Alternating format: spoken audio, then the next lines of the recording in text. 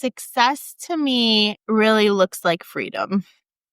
They're one and the same. So I always feel very successful, very gratified, especially with my clients when I build a room where we can speak freely and nobody needs to hold the punches. I'm a Brooklyn girl. I don't hold back. I don't sugarcoat much. So if I've built a space where I can say to you, ma'am, this doesn't make any sense. And you're like, you're right.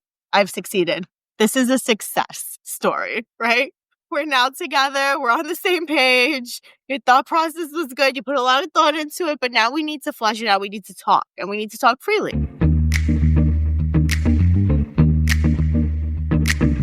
Hi, guys. Welcome to another episode of Digital Domination for Lawyers podcast. Today, I'm so excited to be joined by Nicole Donnelly of Connors and Sullivan law firm. And Nicole is from, well, I'll have Nicole introduce herself. But she is into elder law, estate planning, and more family dynamics. Very interesting person. I'm so excited to have you on. Nicole, tell us a little about yourself. Where are you from, first of all? So I'm born and raised in Brooklyn. And like most people, in 2019, I moved to Staten Island. That was the time that I was looking for a house. And, houses in Brooklyn are just insane right now. So I moved to Staten Island. And when COVID hit, I was very happy that I did so because having the extra room was very nice. Nice. Just curious, where in Brooklyn? I lived there for a few years. I was born and raised in the Flatbush area, and then they turned into Ditmas Park. Like, they rezoned and they put a bunch of coffee shops in, and now they're Ditmas Park. But it was just Flatbush when I grew up there. I went to Brooklyn College, so I was living in like the Midwood area. So Brooklyn represent. Yeah. I did not go to college in Brooklyn. I went to college in the city. I went to John Jay, but still CUNY. CUNY, yeah. What's up? Represent, yeah. Tell me a little bit about your journey to get to what you're doing now, law school, and what you did and all that good stuff. So when I went to law school, I had a plan. I was going to be a prosecutor. Which law school, first of all? I went to Toro Law School in Long Island. Cool. I was going to be a prosecutor. There was nobody that could talk me out of it until one day one of my professors said to me, have you even interned at the prosecutor's office? And I said, no, why would I do that? I know exactly what I want to do. They said, you should try it. Nobody told me that every borough, I should have known every borough is different. But I didn't realize that every borough's DA's office is different. It's got like its own culture. I just thought the DA's office was the DA's office. That's right. not New York is New York. Manhattan is Manhattan. No, each one. No, none of the. That is not how it works. Culture is everything. And that'll travel with you, right? Like in every job now, everybody's looking for a good culture. So apparently every job already has a culture. Every DA's office has a culture based on where it's at. So I ended up in Queens because I went to school in Long Island, and that's who we had a close connection with, the Queens DA's office. And I expected a Brooklyn culture in Queens, and I didn't get one.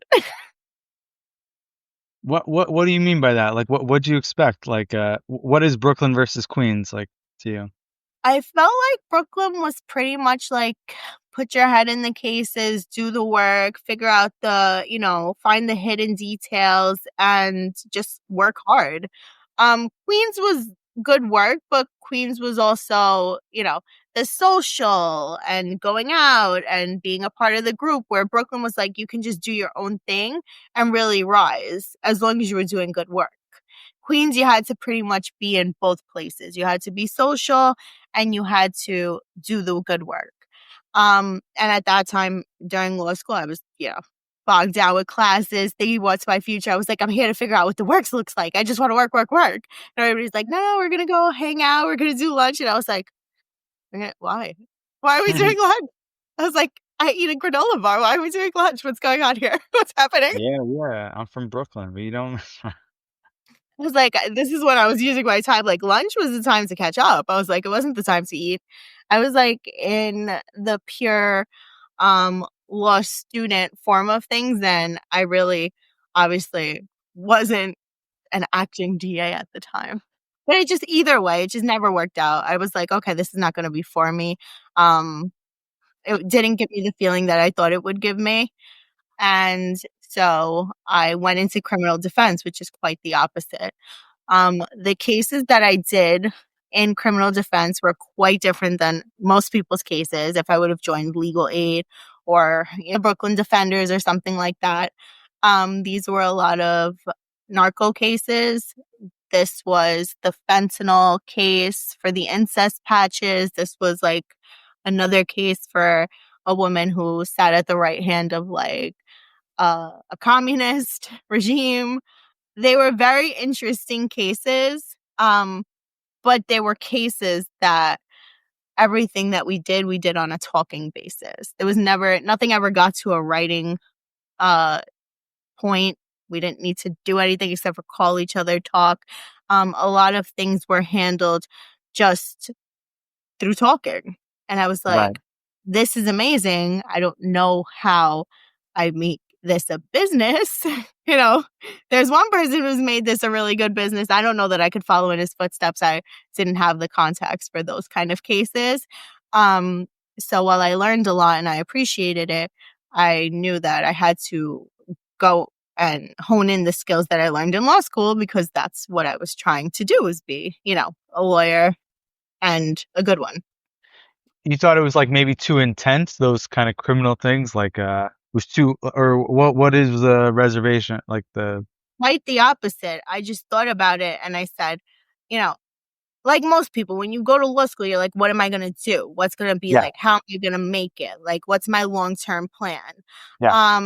And I didn't know where to find these people. They found him. So his reputation followed him. And that was great for us. Like, they would walk in through the door, but I was like, these kind of people are not going to walk in through the door for me. They're not going to What be kind of looking for people? me. I'm misunderstanding. What do you mean? What kind of people? Criminal defendants with high net worth. Like, they were criminal defendants who were worth a good amount of money who just got jammed up in different cases that were not your normal case, right? They weren't just a DUI or like your regular, I got caught with marijuana. It It was was like, fentanyl. It was mafia it, crime bosses. It was it was Grand big. Theft. Yeah, like big, like yeah, like a mission So, in Grand Theft Auto, no, not Grand Theft Auto. That's small, small stuff. like Scarface. Like someone's got a mountain of drugs in a warehouse, so we gotta. It was extra exciting, but not much to talk about. The only things that I do talk about, I was in the paper in one of the cases, so I could always talk about that one. Ah, which paper? I think it was the Times or the Post. It Oh, wasn't a great thing. They took a picture of us coming out of court and we were giggling. And basically if they used it to say that we were being smug. ha, oh, all right, all right. Yeah, Giggling I don't know. unrelated. One thing about the defendants is like you spend so much time together, like you forget the nature of what they're being accused of. You just go with who you know they are. Right, So we right. were just talking about nothing, like lunch. And that's what the headline was. And I was like, Like, it's not true. what are we doing here? They were getting lunch. I don't. Yeah. So you did that stuff, and then eventually, what you got into was more family stuff, right? You got into the So family stuff. So you're defending people, then you got transitioned into I transitioned into commercial. Commercial, it takes a special person to love that. commercial. What? Litigation. What does that mean? That means, so you do construction for somebody, they don't pay you, you sue them. Mm, okay. So it was a lot of those cases, a lot of people fighting over money. And in my head, I don't know. I just think if you've done half the job and you've never seen more than 25% of payment, we should not keep going. We need to ask for more money. But apparently there's business standards and, standards of normalcy that you get 25%, you don't get 50%, you keep going, everybody keeps going. Construction is a different beast to me. I don't do anything unless I get paid. So I'm always very fascinated when they say I did the whole job and I only got like 10% down payment. And I'm Yeah. like, why? Why did you do that? It- You know what? I used to work in Manhattan, and I feel like a very New York thing is the construction workers who were upset with the building management would have a giant blow up rat in front. Did you have a lot of those That's guys? for non-unions. That's for non-union. A lot of these people who don't get paid are non-union. That's a Um, non-union guy? No, that's a union guy. when you put up the rat, that's like the union saying you're using non-union on this job, and it should be a union job. Oh, that I heard different That's things. why they put the rat there.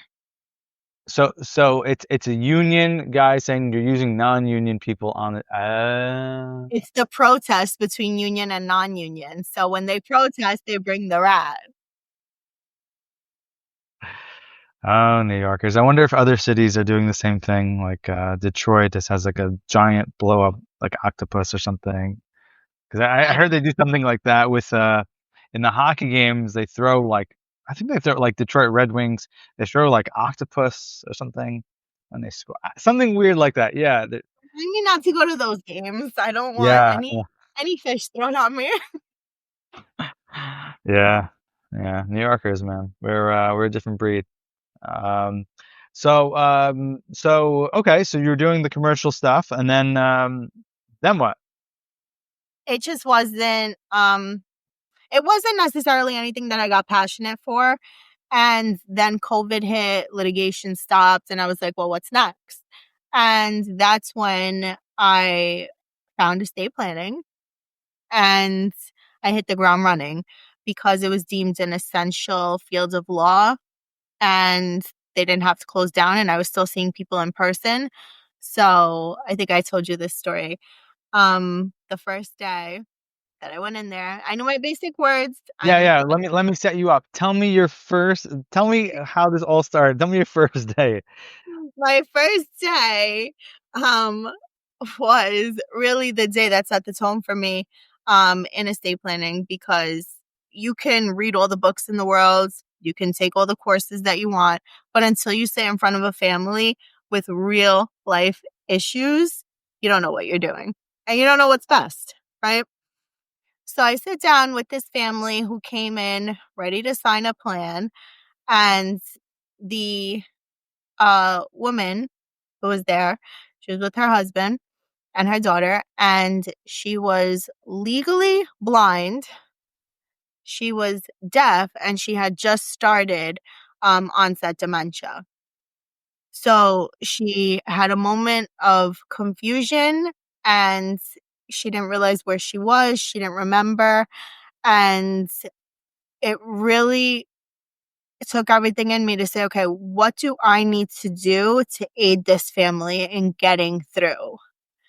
So it became giving them time, right? So if I only had an hour to give to these people, that went out the window because this is not your typical scenario. If I wanted to get my payment at that time, in that moment, because it was my first day and I was ready to shine, I wasn't going to bully this family into paying me if I couldn't get the job done, right? If they had to come back because she wasn't having a good day. What did they need from me to get to the finish line? And why were these documents so important? Right? What were they trying to do? I had to learn all of that in the first 10 to 15 minutes. And thank goodness I was able to do that. And it was in that moment that I realized that this is a very important field of law, not just for individuals, for families, for generations to come. Because what we were doing in that moment was we were setting this family up to potentially get the help that they need for mom in the future if her dementia were to get worse. Get the help that they would need for dad if taking care of mom became too much.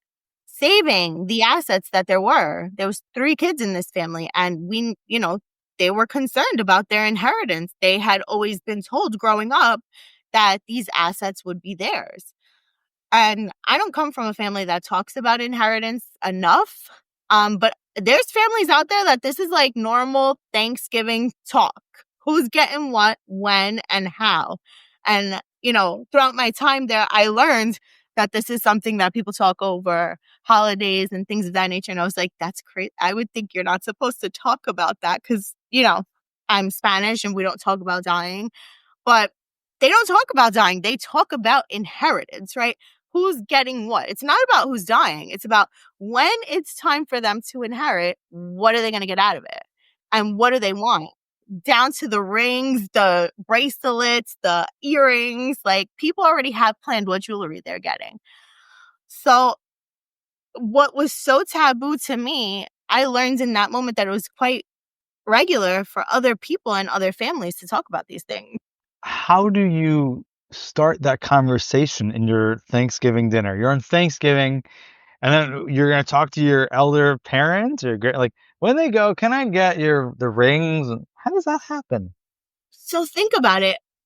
Who are you, like, who knows you best if not your family, right?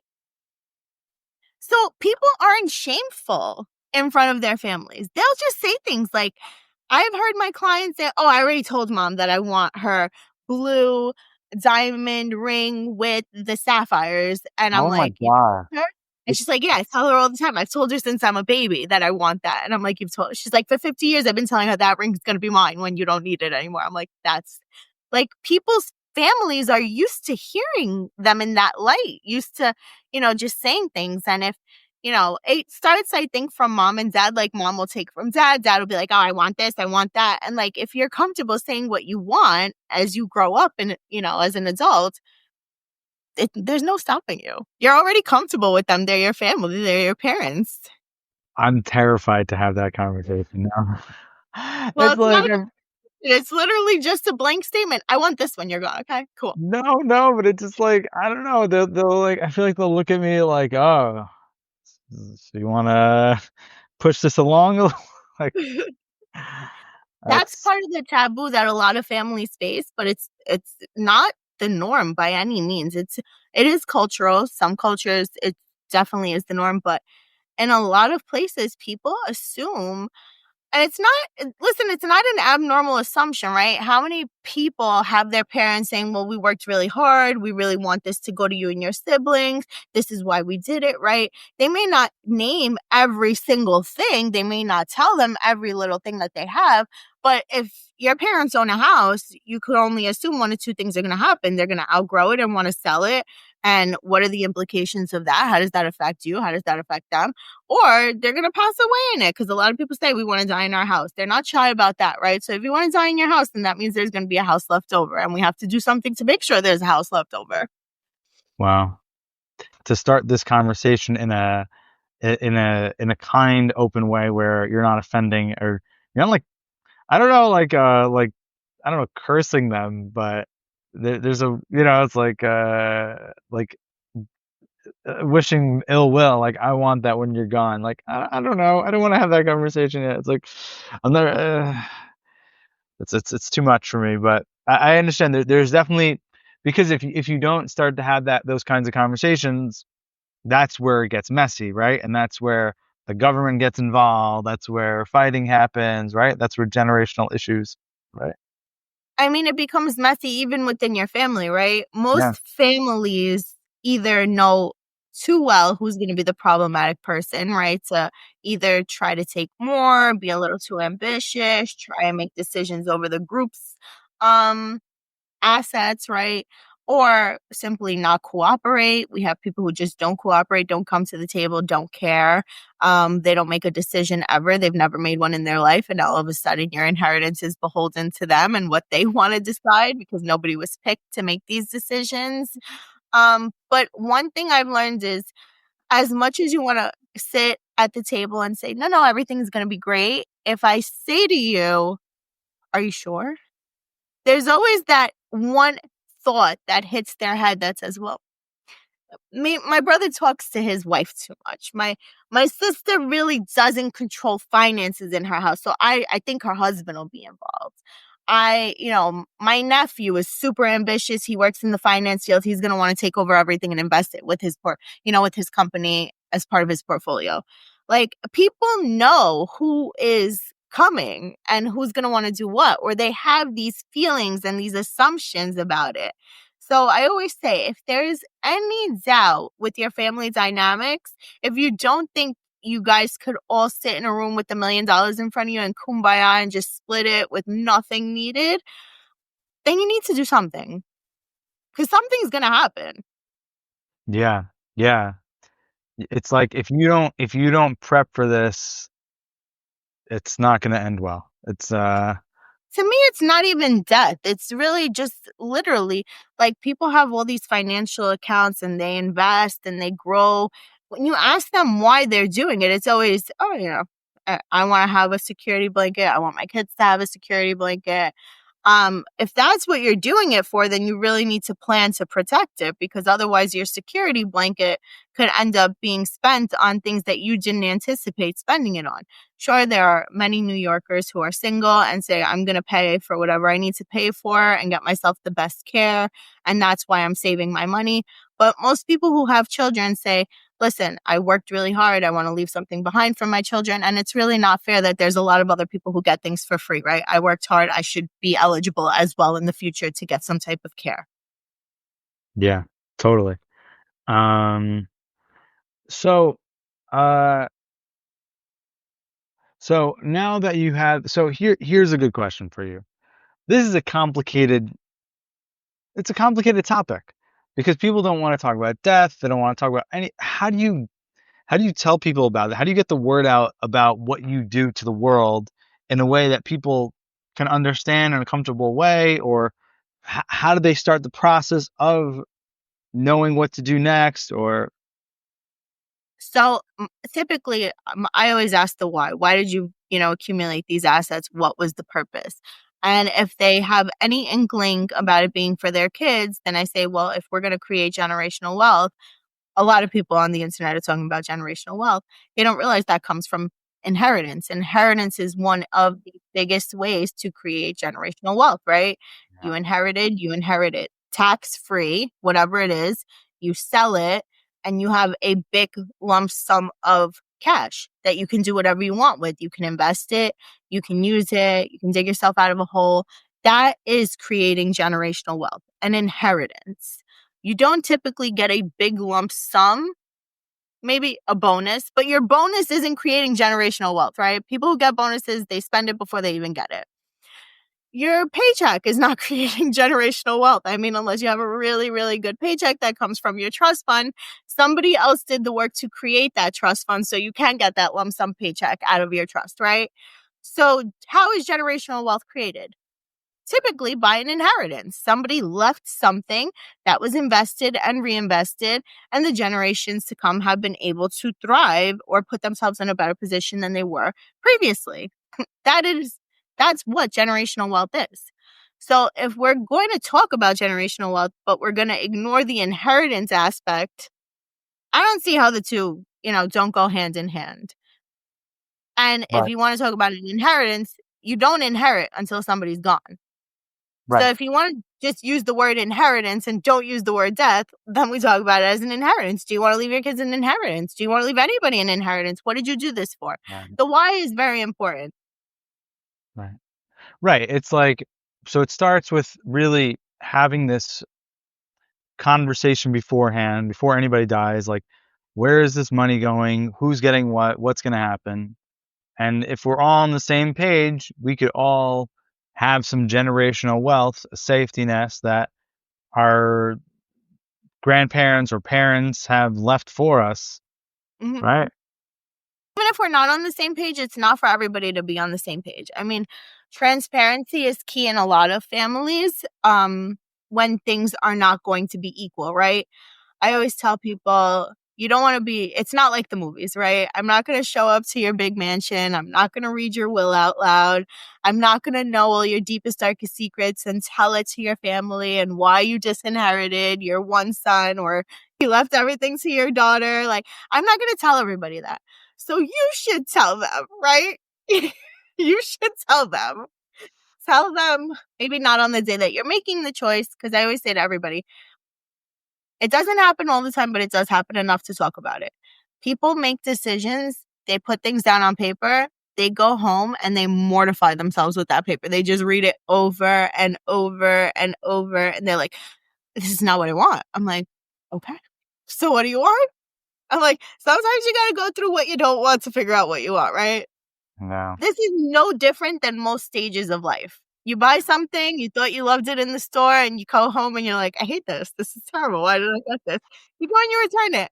I'm not saying your estate plan has a return policy, but I am saying it is up to you whether or not you like it. You can change it as many times as you want, as long as you are still well. Wow. Wow. It's amazing.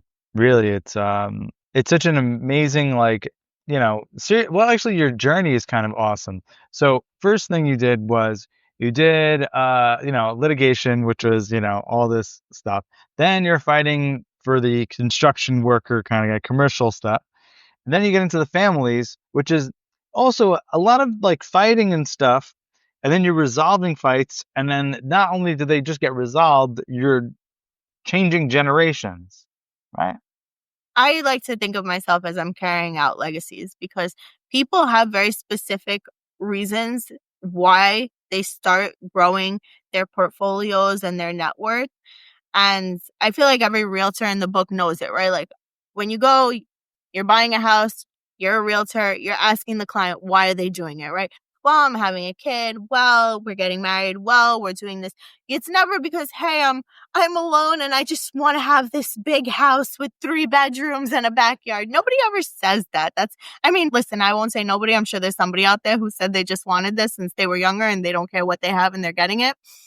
But most people have a reason to upgrade, go, buy, invest. And as long as, what happens, I think, today is once we get what we want, we're like, okay, we're safe. We got it. We bought it. We don't have to think about it. But if you're doing all of this for your minor child and you don't have a will, I say we didn't really complete the plan, right? Because a will is the only place that you could appoint a guardian for your minor. And it's not automatic. The person still has to go to court. They have to show that you did this will, appoint them. They have to go into guardianship court and request to be appointed the guardian. Like, it's a whole process, but the will makes it a lot easier. Sure, I get it. Nobody's planning to die, but I watch the news. Does everybody else not watch the news? The news is filled with people who didn't plan on dying. Yeah, totally. So, Nicole, so now, because this is called Digital Domination for Lawyers, the whole thing is, people are trying to find ways to, get the word out there. How do they grow their clientele, their firm?